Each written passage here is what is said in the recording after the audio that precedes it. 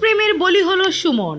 একটি সম্পর্ক চলাকালে আরেক সম্পর্কে জড়ায় আন্নি নামের এক তরুণী। তাই প্রথম প্রেমিককে সরিয়ে দিতে দ্বিতীয় প্রেমিকের সহায়তায় তাকে হত্যা করা হয়। এসএসসি পরীক্ষা চলাকালে প্রথমে পরিচয় এবং পরে প্রেমে জড়ায় শেরপুর পৌরসভার কসবা বারাকপাড়া এলাকার কৃষক নজরুল ইসলামের ছেলে সুমন ও শ্রীবরদীর ভেলোয়া ইউনিয়নের কাউনেরচর এলাকার আজিমউদ্দিনের মেয়ে আন্নি বেগম। সুমনের সঙ্গে প্রেমের সম্পর্কে থেকে সুমনের অপর বন্ধু শেরপুর শহরের সজবরখিলা মহল্লার ফোরকান পুলিশের ছেলে রবিনের সঙ্গে আন্নির গড়ে ওঠে গভীর প্রেমের সম্পর্ক। রবিন ময়মনসিংহের একটি কলেজের এইচএসসি প্রথম বর্ষের শিক্ষার্থী। পথের কাঁটা সুমনকে সরাতে 4 নভেম্বর বিকেলে সুমনকে বিয়ের কথা বলে রবিনের বাড়িতে ডেকে আনে আন্নি ও রবিন।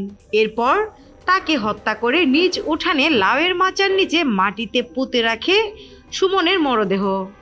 এদিকে রাতে সুমন বাড়ি ফিরে না এলে পরদিন সদর থানায় প্রথমে নিখোঁজ ডায়েরি এবং পরে আন্নি ও তার বাবা মা সহ কয়েকজনের নামে অপহরণ মামলা দায়ের করেন সুমনের বাবা নজরুল ইসলাম।